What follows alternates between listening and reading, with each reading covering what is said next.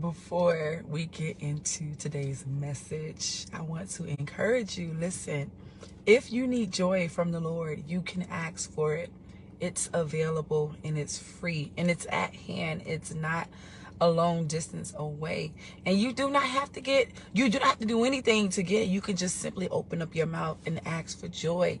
You know, naturally, when we are going through, it's natural for us to respond in our first nature, which is our sinful nature. It's natural for me to respond out of emotion when I'm going through. It's natural for me to be moved in my emotions and to be just unstable in the way I feel and my emotions. It's natural, but Jesus tells us to rejoice. How is it that as I am going through, you want me to see this situation in a different light? You want me to rejoice. And I looked up that word, rejoice. And when you actually begin to dissect that word, rejoice, you know that, well, the prefix of rejoice, that word that means to do something again. That means repetition, redo, rejoice. And so when Jesus tells us to rejoice, he's saying that this rejoicing is something that you're going to have to continuously do. It's going to take a build up of you looking at your situation in the eyes of him.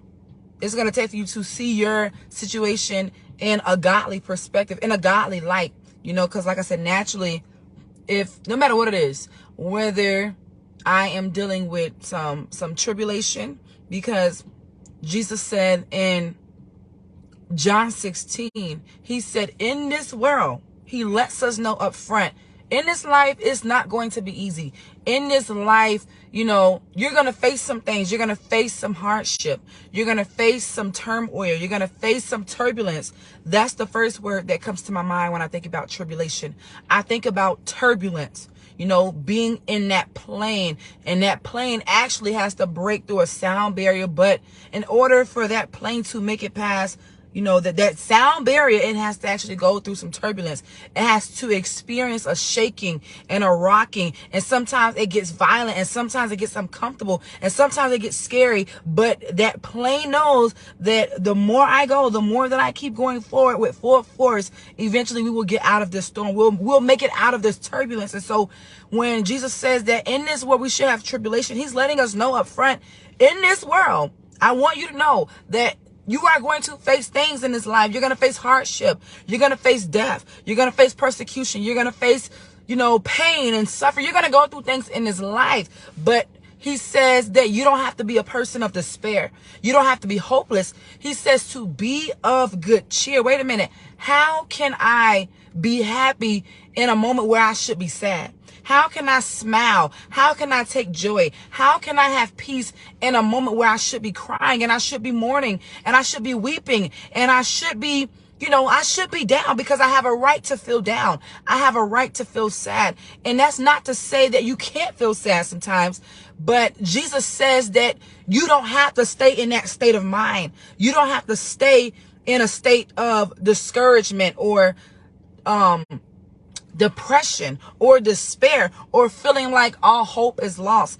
He's saying that, let me go to it, because I love coming across that verse, because it does give me hope. Whenever I'm going through, I can be reminded that Jesus went through some things. I can be reminded that, what's happening right now is common to man, but I don't have to waddle in this. I don't have to take this thing on, because we could begin to take on our situation. We could begin to take on how we're feeling, and we walk around and we wear it. Especially as believers, people of the world should not see us responding to things that they respond to the same exact way, because we should be a people that are operating in power and authority, and we should actually be the kind of people who believe the word of God. Our actions should communicate that we believe the word of God. And so as I'm going through whatever I'm going through as a believer, the unbeliever needs to see me going through it not the way that they go through it. They need to see my faith actually activated. They need to see me actually moving some things and shifting some things around, not me wearing and carrying around my situation. No, there needs to be a distinction. They need to see who I am in the eyes of the Lord. And so Jesus says this here in John 16:33. These things have I spoken unto you. So this is Jesus telling them just the different things that they're going to face. But in the end, he tells them to not be discouraged. He said, these things I've spoken unto you, that in me you may have peace. Jesus says that I am the Prince of Peace. He says that I give peace, not like the world gives, but he said, my peace I leave with you. The peace that I leave with you, the world can't give it to you. Drugs can't give it to you. Money can't give it to you. Relationship can't give it to you. Entertainment can't give it to you. You know, the pleasures in this life, it can't give you that peace. That peace that Jesus gives you, nothing compares to it. And I'm not talking about the peace of where you're sitting in a room and there's no music playing, there's no one talking, and you're just still in your mind. I'm not talking about that peace. I'm talking about a peace to where you can actually be in the midst of the storm and you can be sleeping on a boat like Jesus was. You can be unmovable and unshakable. You know, there can be a storm going on, but that turbulence not shake you. You know, there's no turbulence happening on the inside. You're at peace. That's the peace that Jesus is talking about, that he gives. A peace not like the world, but only I can give. And he says that in the world you shall have turmoil. You shall have tribulation. But he says, be of good cheer. What is he trying to do right here? He's trying to encourage and uplift and to motivate and to push you forward. He says, I have overcome the world. There's your hope right there. Excuse me. There's your hope right there. The fact that he said, wait a minute, I've already gone before you. I've already walked this life before you. I already know how it is. You may say, Lord, but it's hard. What I'm going through, I don't feel like anybody understands. What I'm going through, I don't feel like people know what it's like in my shoes. And Jesus is saying that I've already gone through this. There is hope. The scripture says in 1 Corinthians 10:13, I believe, that there has no temptation taken you but such as is common to man. What does that mean? That means that what you are going through is not strange or unfamiliar. Someone somewhere is going through it, and probably worse.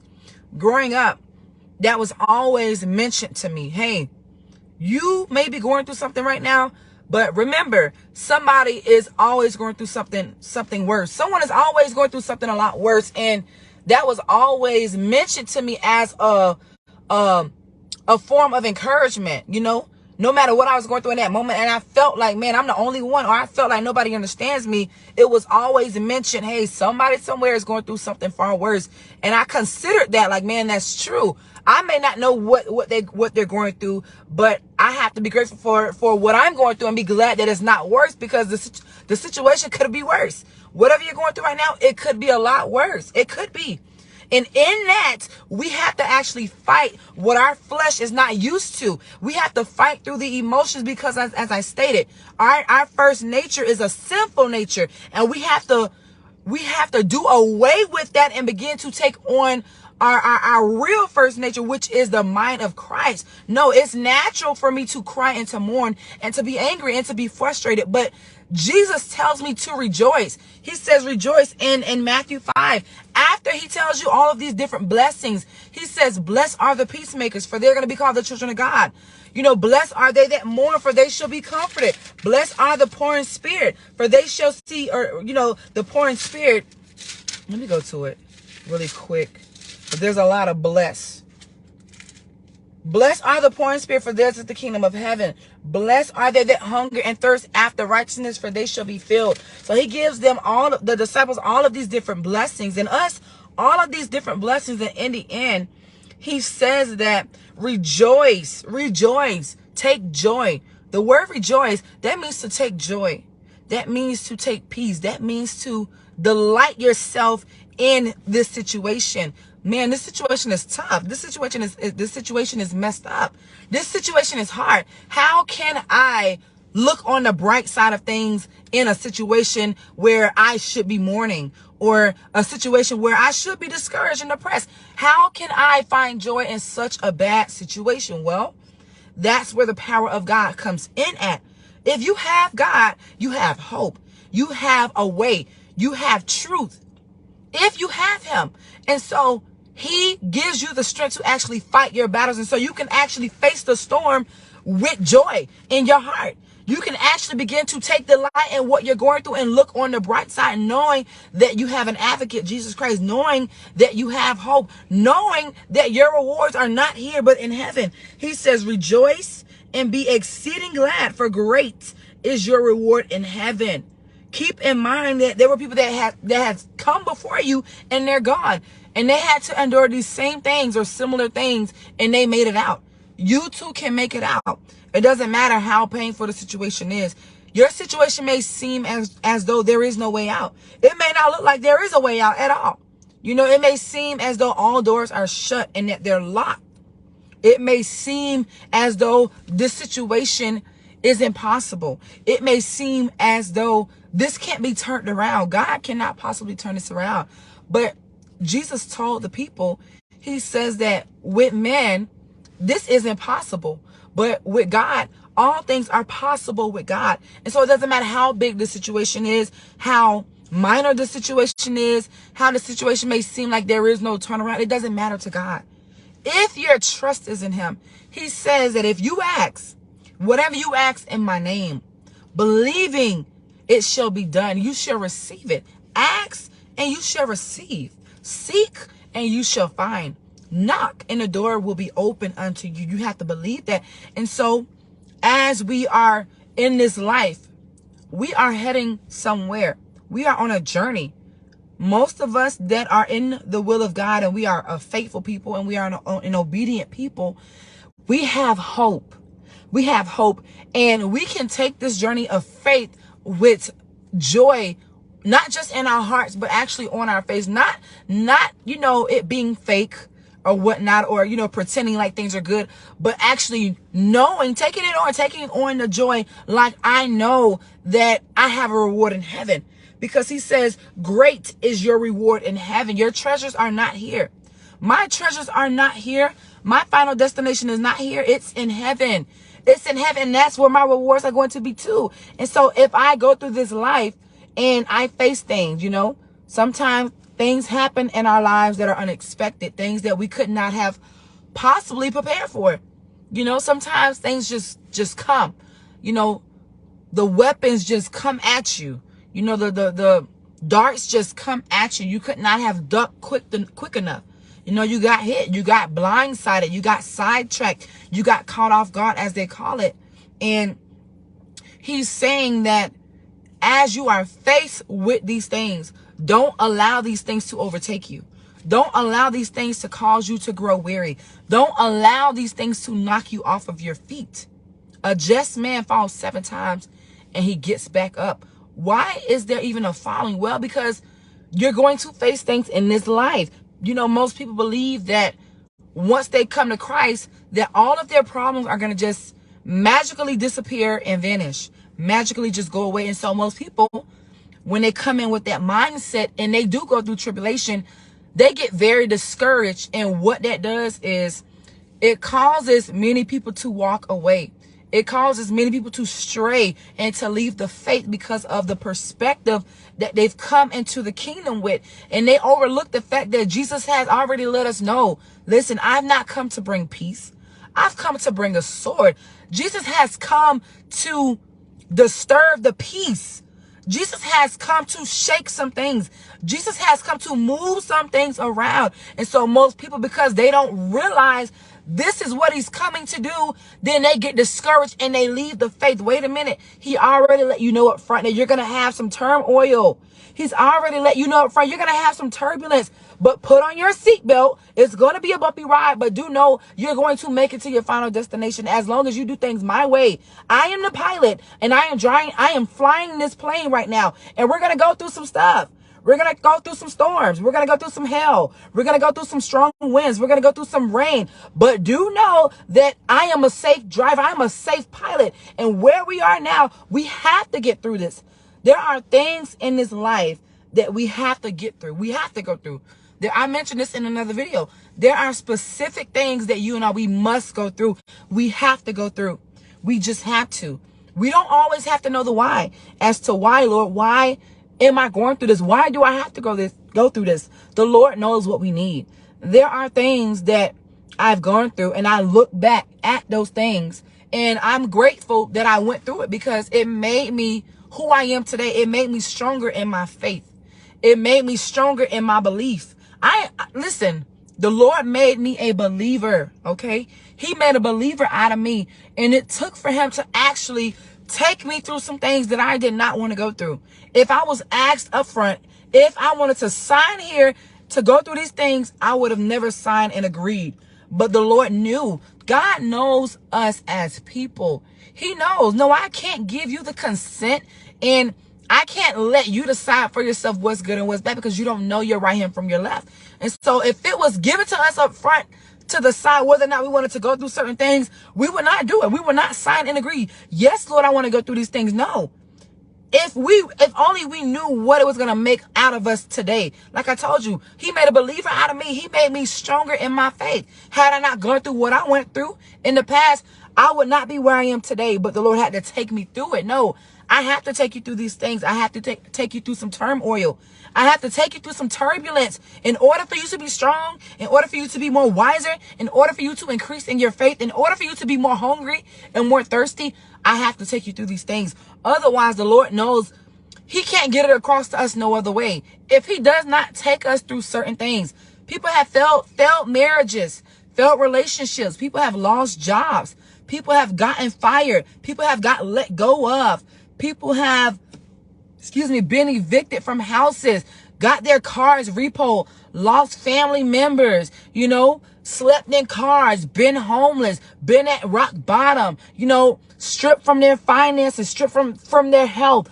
All of these different things people have undergone simply for the fact for God to make their faith strong and make their faith great. Not simply because you aren't sent. Now, if you're out of the will of God, then you have to consider some things. You have to begin to consider, why am I going through what I'm going through? But as a son of God, the Lord does not afflict us because he's a bad father or because you're a bad son.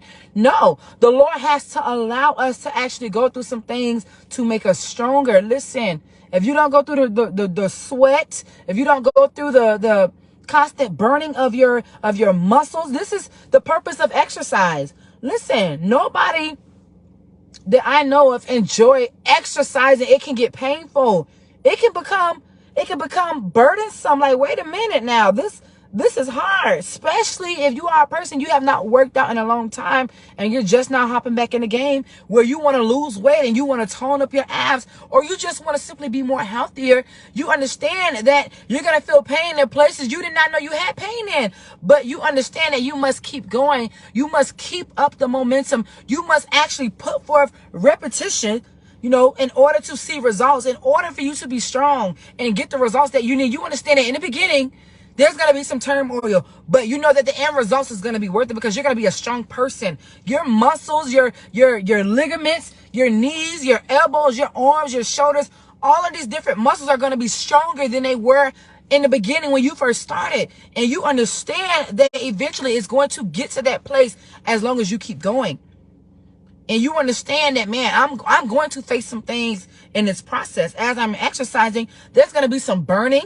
There's going to be some sweating. There's going to be some pulling of the muscles, but it's for a good cause. Why? Because at the end of it, I am going to have some strong muscles. I'm going to have some strong, I'm going to be built strong. I'm going to be built strong. And that's the same way our faith has to be. God has to make our faith strong. He wants us to be the kind of people who builds our house on the rock and not the sand. He doesn't want us to be the kind of people that as soon as something is tossed our way, the ball is in our court, that we back out. We drop out of the race. We throw in the towel. We complain and we bicker and murmur. No, we have room. We have grace to take joy. David talks about rejoicing all throughout the Psalms. He talks about rejoicing in the Lord. And again, I say rejoice. Take joy. Take joy in the fact that your son Absalom is after you. Take joy in the fact that he just killed your other son. Take joy in the fact that, Amnon, raped your daughter. Take joy in the fact that Saul wants to kill you. Take joy in the fact that this guy is throwing rocks at you. Take joy in the fact that Goliath is blaspheming your God. Take joy. Yeah, some of us, we have some giants in our own life, and God is saying, take joy. I am bigger than the giant. I am greater than the giant in your life. Take joy, rejoice. And again, I say rejoice. Yes, do it over and over and over again. Over and over and over again. It's going to take repetition. It's going to take you having to do it over and over again. You taking joy over and over and over again. If not, then you are going to make room for discouragement and despair and hopelessness, and you don't have to. As I stated in the beginning of my video, if you want joy, if you need joy, you can have it. You can have it. As long as you want it, you can have it. He will give it to you. But if you decide that you do not want it because you don't feel like you can have it, then you will not get it. You will not get it, and you will not have it. And you can decide to receive something else. If you want to receive discouragement, if you want to receive despair and hopelessness, then that's available too. Fear, pride, stubbornness, rebellion, confusion. Those things are available too. And if we decide to be a people who receive we receive the conditions of our situation, then we're going to receive these things. And you're going to begin to question, why am I feeling despair? Why am I feeling hopelessness? Well, that's what you were open to. That's what you received. My joy was available. My peace was available, but you decided to receive something else. You decided to open your heart to something else. Yeah, Lord, but my situation, yeah, you didn't have to go and live based on your situation. Your situation will tell you that you have to live this way and feel this way. But I tell you that you can rejoice. And again, I say rejoice. I tell you that you can, be of good cheer. I tell you that you can rejoice and be exceedingly glad. I tell you that. And so we don't have to live based on our situations. We don't have to wear our situations. People wear their situations. You can tell when they're going through. You can tell it because they wear it. They have a countenance of sadness and just discouragement. You can just see it because people actually wear what they're feeling. They wear it. And you don't have to be the kind of person that wears what you're going through. No, you don't even know half of the time of what people are going through because they don't wear it, because they already know who their hope is in. They already know where their faith lies. No, I already know where my faith lies. I already know that Jesus already told me that I would go through things, but I have hope. I have an advocate. I don't have to walk around with my head down. I can lift my head high and look to the heavens because that is where my help comes from. My help comes from the Lord. I can look to the hills. I can look to the heavens because that is where my help comes from. We need help in this life. We do. We need help. We need hope. We need peace. We need to know that there is a way out. There is a way out of this life. You do not have to be subject to your situation and your circumstance and the fact that you are actually going through right now. No, there is a way out, and his name is Jesus. He says that he is the way, the truth, and the life. You do not have to be subject to the sufferings of this life. Yes, your situations and your circumstances are real, but you're not subject to them. You are not. You can receive peace. You can receive joy. If you want joy, you can just ask for it. If it's peace that you want, you can just ask for it. If it's hope that you want and that you are in need of, you can just ask for it. If it's the love of God that you desire to feel and to embrace, then you can have it. You can have it. He delights in giving it to you. Cheer up, little flock. It is your Father's pleasure, his good pleasure to give you the kingdom. God delights in giving you blessings. God delights in giving you peace and giving you joy and his love and hope. He delights in giving you a way out. He always makes a way of escape. That is his desire for you. And so we can choose to take joy or to not take joy and take something else. You can take on that fear. You can take on that sadness and that depression. You can. It's available. If you want it, you can. You get to decide. That's the best part about it. Nothing is forced on you. Nothing is forced. And so I can choose to live according to my circumstance, or I can choose to live according to the word of God and his promises for my life. And you will never know that I'm going through because I'm not living like I'm going through, because I already know. I already know who's in control. I already know how this works. I already know that I can rejoice and be exceedingly glad. Yeah.